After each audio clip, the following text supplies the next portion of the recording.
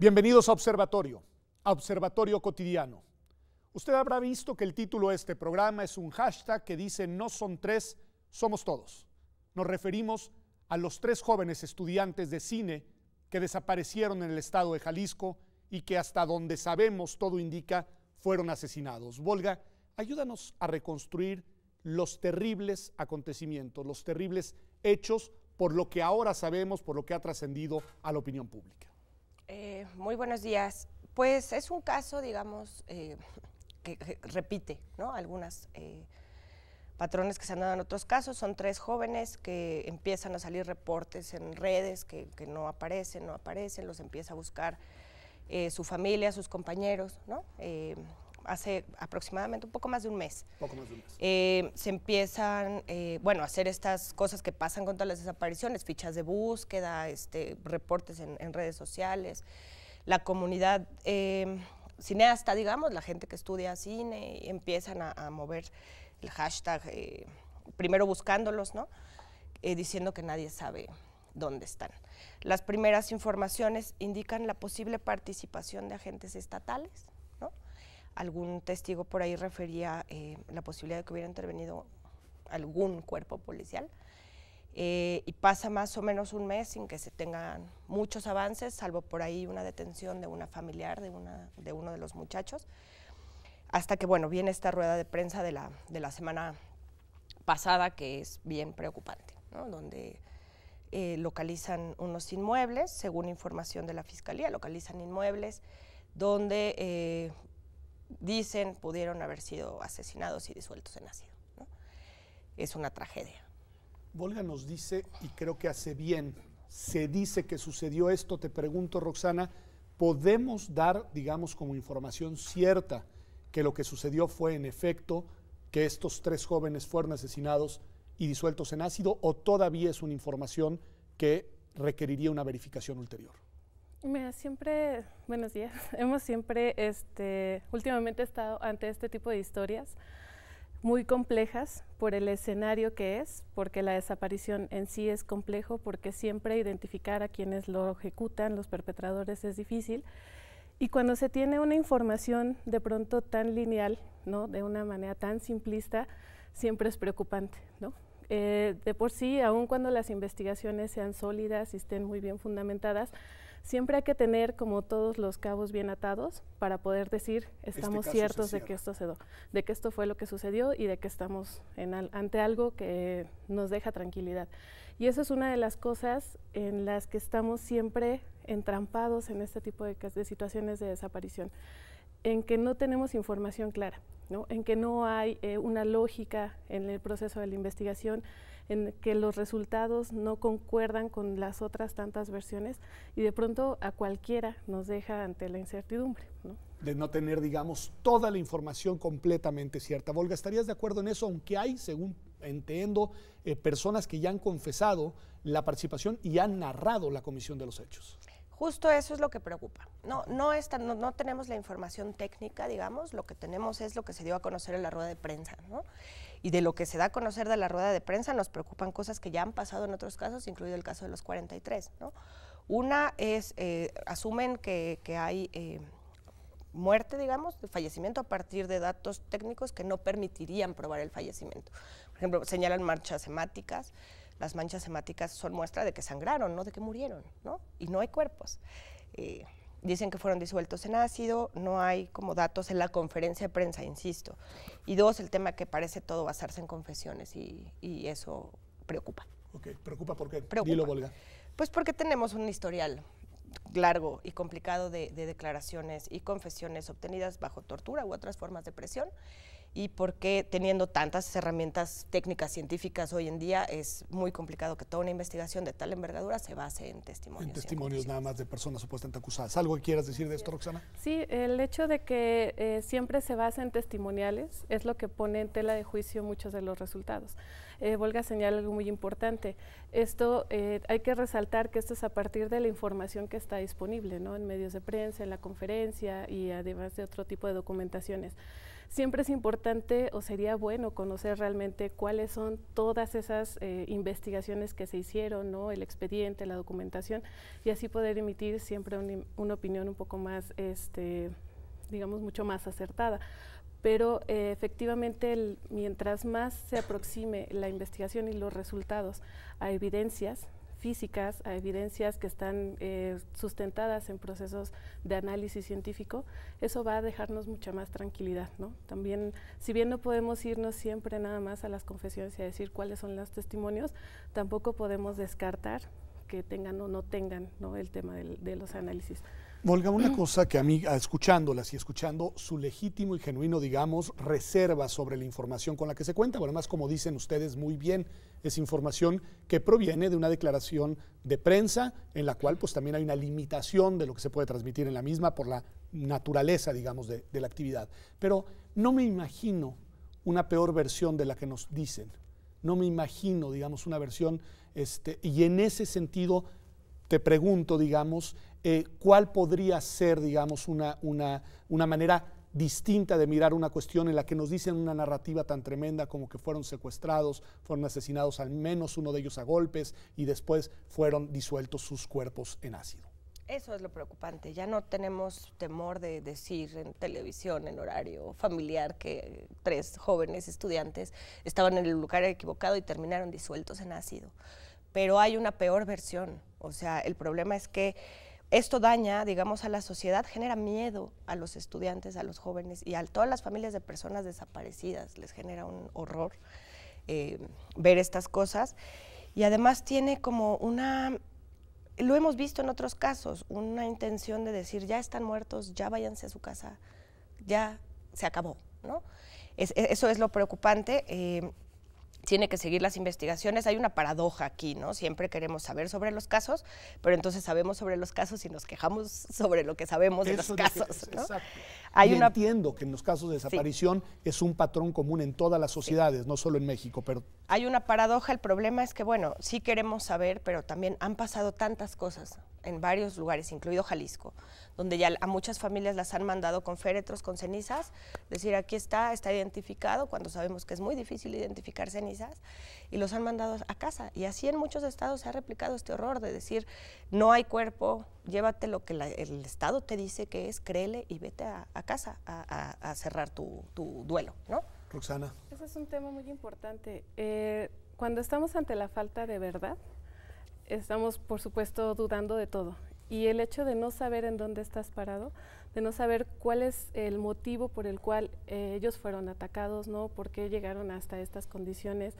El no tener conocimiento pleno de todo eso a todos nos hace vulnerables, ¿no? De pronto no solo dudas del resultado, sino que también no sabes en dónde te encuentras tú posicionado, en dónde estás situado como estudiante, como joven, como habitante, como cualquier persona, ¿no? Y como no tenemos certeza de eso, entonces estamos en un constante miedo. Ya no es que, como al principio se decía, sí, la gente que desaparece es porque está involucrada, de pronto están desapareciendo un cierto perfil de personas, un perfil económico, un perfil profesional o un perfil físico incluso, ¿no?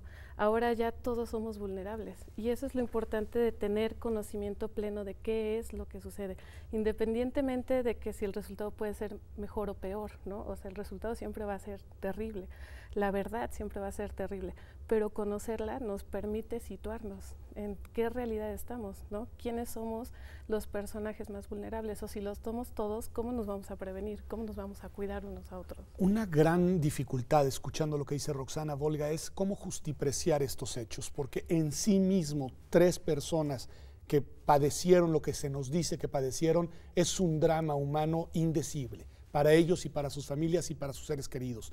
Pero al mismo tiempo ese caso nos habla de otros casos. ¿Cómo hacer? Es decir, ¿cómo debe uno situarse como observador que vive en esta sociedad sobre esos fenómenos? Es complicado. Este caso es, bueno, repite algunas cosas que han dolido mucho, que son estudiantes, ¿no? Sí vemos que ahora se tiene mucho más cuidado en relacionar inmediatamente este tipo de casos con la delincuencia organizada. En ese lado sí aprendimos, pero ahora justo el temor es que puedes estar en el momento equivocado, en el lugar equivocado, esa frase es terrible, donde sea, ¿no? Y esto es un caso que saca a la luz todo lo que ha venido pasando. Tenemos más de 35,000 desaparecidos en el país, ¿no? Hay una ley general, se está avanzando en algunas cosas, pero no cesan las desapariciones. Y el horror que presenta este caso para decir, bueno, y a todos entonces nos van a cerrar los casos diciendo fueron disueltos en nacido y no hay cuerpo, no hay nada que enterrar, es condenar a las familias de las desaparecidas y de los desaparecidos a una cosa muy, muy dolorosa. Hay muchos casos y esto genera a veces un poco de, bueno, dices, uno avanza, ¿no? Tenemos datos sobre uno. Se convierten un poco en paradigmáticos, porque bueno… Aquellos aquí, que sí se pueden ir resolviendo. Pero incluso Ayotzinapa, con todo de que hubo un mecanismo internacional extraordinario, no ha podido ser esclarecido. La verdad es que las esperanzas de verdad son muy bajas. No les vamos a creer tan fácil cualquier cosa que nos digan. Pues me parece muy terrible, muy impresionante y muy importante, no solo, digamos, el reflexionar sobre este terrible caso de estos 3 seres humanos, sino las reflexiones que a propósito del mismo ustedes van extrayendo. Vamos a un corte, regresamos aquí a Observatorio y lo que les voy a preguntar es una pregunta difícil de responder, pero importante y por lo mismo que se tiene que hacer. ¿Cómo hemos llegado hasta acá? ¿Por qué estamos en donde estamos en esta terrible violencia que aqueja a nuestra sociedad mexicana? Ya volvemos.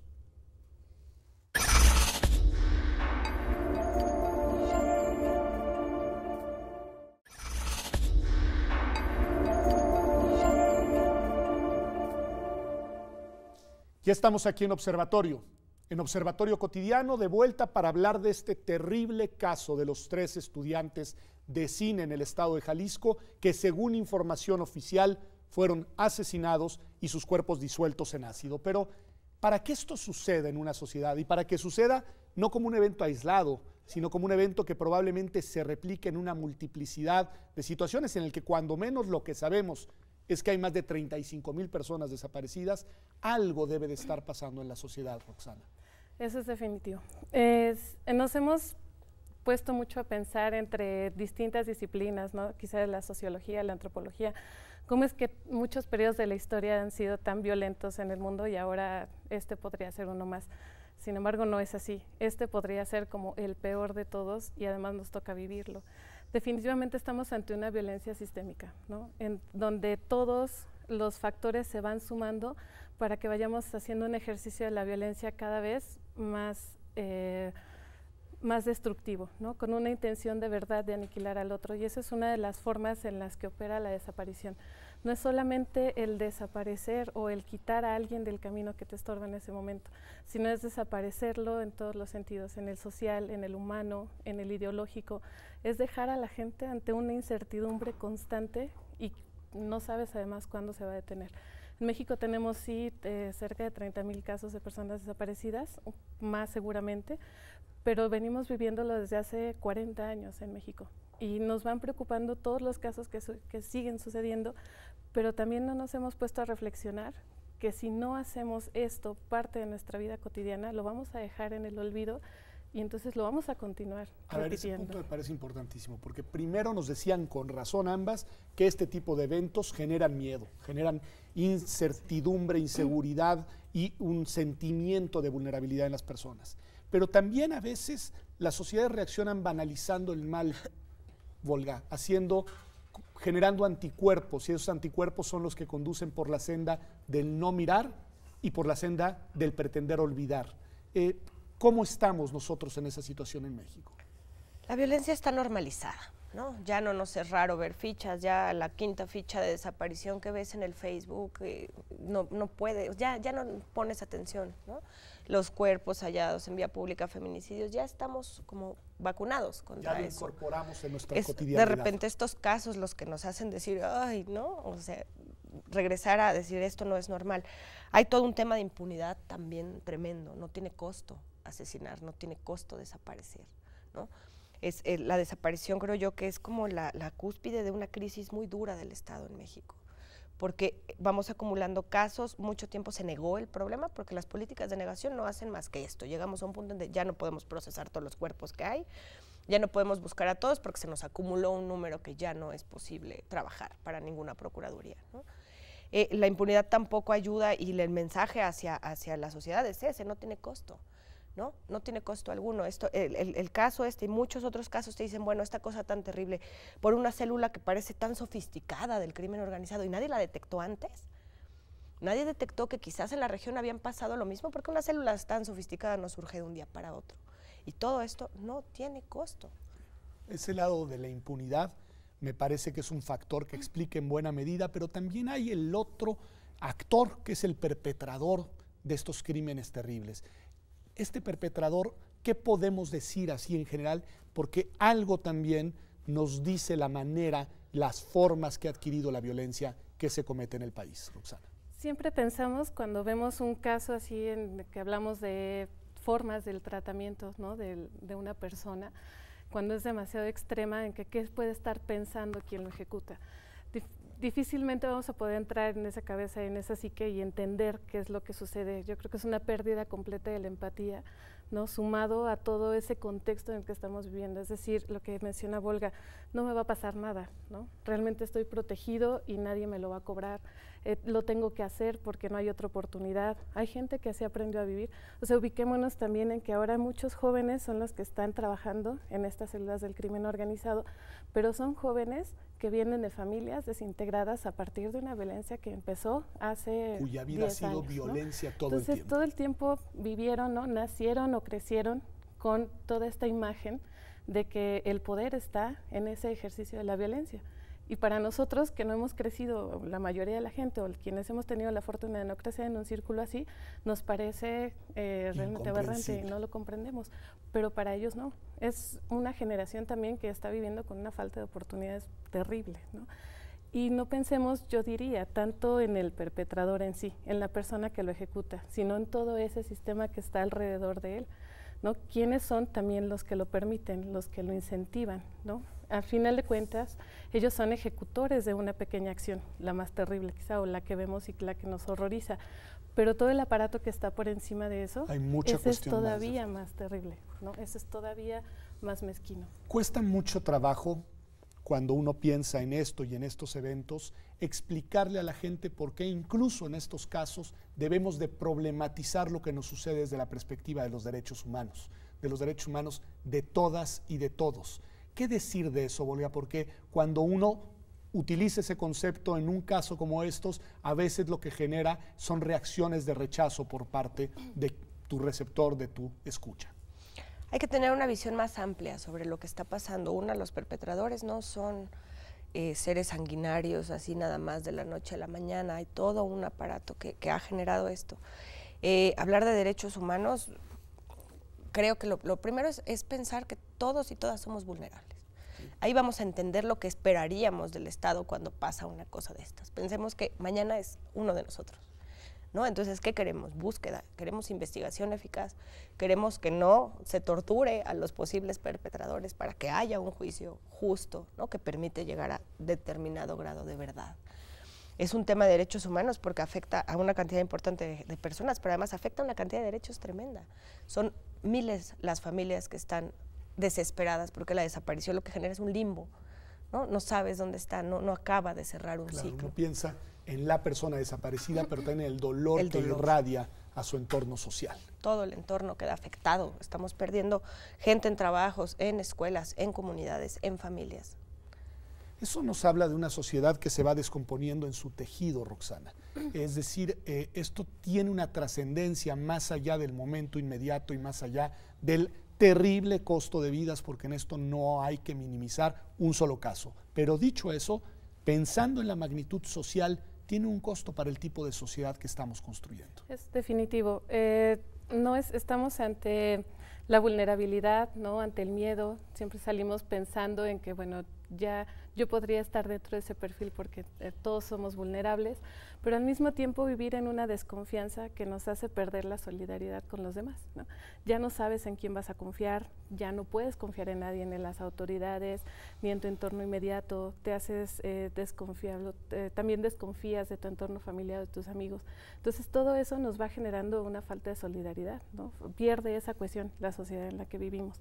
Y por eso es tan importante considerar que la investigación no es solo la investigación en sí por una exigencia de derechos humanos o por una exigencia social o porque nos gusta que la justicia se haga y que el sistema de justicia funcione, sino porque el tener de verdad toda una investigación que te conduzca a qué fue lo que pasó, qué le sucedió, quién lo hizo y que entonces va a recibir un castigo justo. Eso te permite recobrar esa confianza, saber que existen medios por los que puedes acceder, por lo menos a saber qué es lo que está ocurriendo y al mismo tiempo pensar que puedes alcanzar un camino de justicia. Entonces no se trata nada más, como decía Volga, bueno, los derechos humanos por decirlos o el sistema de justicia porque ahí está o porque nos gusta salir a la calle y decir que no les creemos nada. En realidad tiene un sentido. Si queremos recobrar esta cohesión, si queremos volver a ser solidarios unos con otros y decir que la sociedad tiene un pilar donde sostenerse de confianza, es conociendo la verdad, es conociendo qué es lo que ha pasado. Una reacción a eso, Volga, porque me parece muy importante esa reflexión sobre la pérdida de tejido social, sobre la desconfianza y las consecuencias que eso tiene para cuando utilizamos conceptos grandotes como sociedad democrática, sociedad de derechos, son conceptos que quedan muy lejos de una situación social concreta que estamos viviendo. Hay que tratar de dejar de alimentar estos aparatos que nos han llevado a dividir buenos y malos, ¿no? Cuando pasa uno de estos casos, la primera reacción de muchos sectores es en algo andaban. Eso tiende a alejarnos a todos del caso, criminalizar a las víctimas, ¿no? No te metas porque son malos, son esos malos de los sicarios, se lo merecen. Tiende a eso, hay que tratar de brincar esa parte, ¿no? Aún si estaban en algo o no, aún tienen derechos y aún tienen que ser buscados y aún tienen que ser esclarecidos los casos. Pero además nos impactan mucho en eso, en el temor en que si me meto entonces voy a estar haciendo algo malo y me va a pasar algo malo a mí. Hay que tratar de liberar eso porque el tema es que se ha generalizado mucho, ¿no? Al inicio podíamos ver patrones un poco más claros, ahorita son niños, niñas, mujeres, estudiantes, trabajadores, médicos, abogados, ya es muy generalizado. Y si no empezamos a tener un poco de verdad, no vamos a comprender el fenómeno y entonces no nos vamos a poder proteger, no vamos a poder prevenir que nos pase, que ese es el principal reclamo hacia todos los años de negación de la problemática, es que no nos permitieron prevenir. Y eso es lo que hay que hacer ahora, hay que alertar a la población, a los jóvenes, a muchos sectores que esto está pasando y que no es que hagas o no hagas, que estés o no estés, es que puede pasar y nadie ha acabado de comprender porque no ha habido verdad.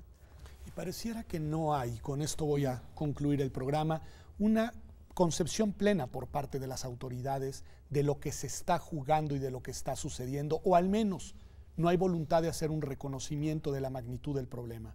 No sé a ustedes, pero a mí me pareció tristemente sintomático el hecho de que en el primer debate presidencial para la elección de 2018 este tema fuera un tema ausente, fuera un tema sobre el cual no se hiciera alusión alguna, que no se mencionara el caso de Ayotzinapa y los 43, que no se mencionara el caso de las más de 30,000 personas que en este país están desaparecidas. Y sin esa sensibilidad por parte de quienes quieren gobernar y liderar este país, difícilmente vamos a recuperar la confianza en las instituciones que necesitamos para reconstruir nuestro tejido social y poder hablar en verdad de una sociedad que vive en paz, que vive en democracia y que vive además en una situación de seguridad generalizada. Gracias por habernos acompañado a esta terrible edición de Observatorio Cotidiano. Nos vemos como todos los martes aquí en TV UNAM la próxima semana.